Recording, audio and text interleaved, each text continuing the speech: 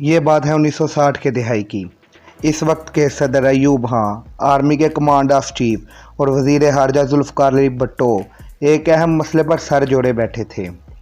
बात यह थी कि भारत को मसले कश्मीर की मेज़ पे लाए भी तो कैसे, क्योंकि भारत के वज़ीर आज़म पंडित जवाहरलाल नेहरू और फिर इनके साहबजादे लाल बहादुर शास्त्री पाकिस्तान से बात करने के लिए तैयार ही नहीं थे, ना ही इस मसले के हल के लिए, बल्कि इनकी हुकूमत ने तो जम्मू कश्मीर को अपना हिस्सा ही करार दे दिया था। जुल्फ़िकार अली भुट्टो का ख्याल था कि लातों के भूत बातों से नहीं मानते, भारत के खिलाफ हमें फ़ौजी एक्शन करना होगा, वो भी सीज लाइन के उस पार।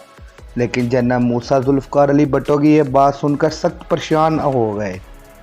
उन्होंने कहा कि पाक फ़ौज किसी भी ऐसे हमले के लिए तैयार नहीं है।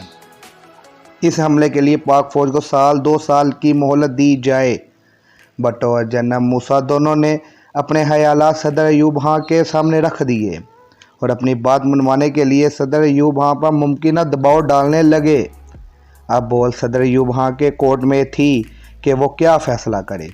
आखिर फ़ैसला तो सदर अयूब खान ने ही तो करना था, लेकिन सदर अयूब खान, भुट्टो और जनरल मूसा इन दोनों के अलावा एक और तीसरे शख्स की जंगी सलाहियतों पर भरोसा करने लगे।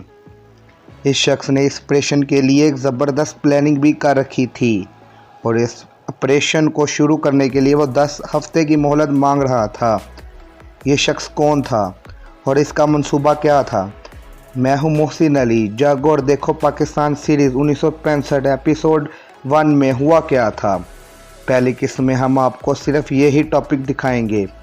आज़ाद कश्मीर और जम्मू कश्मीर के दरमियान जो लाइन है, ये लाइन ऑफ कंट्रोल कहलाती है। ये 1965 में सीज लाइन या जंग बंदी कहलाती थी। इस 470 मील लंबी लाइन की हिफाजत पाक फ़ौज की 12वीं डिवीज़न के सपुर्द थी। 12वीं डिवीज़न के मुकाबले में भारत में मकबूजा कश्मीर की 3 डिवीज़नें से ज़्यादा फ़ौज थी। मतलब भारत की फ़ौज की तादाद पाकिस्तानी फ़ौज के मुकाबले में 3/3 से ज़्यादा थी। जो फ़ौज दस्तयाब थी वो भी सारी की सारी पाक फ़ौज की नहीं थी, बल्कि 80% आज़ाद कश्मीर की अपनी फ़ौज थी, क्योंकि इस ज़माने में आज़ाद कश्मीर की अपनी फ़ौज मौजूद थी और ये फ़ौज 12वीं डिवीज़न के मतहत काम करती थी। इस आज़ाद फ़ौज की तरबियत पाक फ़ौज के बराबर ही नहीं थी। मसला तरबियत का था ही नहीं, बल्कि हुकूमत की तरफ से ना तो इन्हें मुफ्त राशन मिलता था, ना ही पहनने को वर्दियाँ, बल्कि इन चीज़ों का बंदोबस्त भी आज़ाद फ़ौज के जवान खुद ही करते थे। हत्ता कि इन जवानों को तवील अरसे तक तरक्कियाँ भी नहीं मिलती थी। इन सारे हालातों का वही नतीजा निकला जो निकलना था। आज़ाद फ़ौज के जवानों का मोराल डाउन से डाउन होता गया। ये सूरत हाल हो गई कि सीज लाइन के साथ वाली चौकियाँ छोड़ दी। ये जवान शहरों की तरफ चले गए और सारा दिन गली चौराहों में घूमते और हाथ छानते रहते।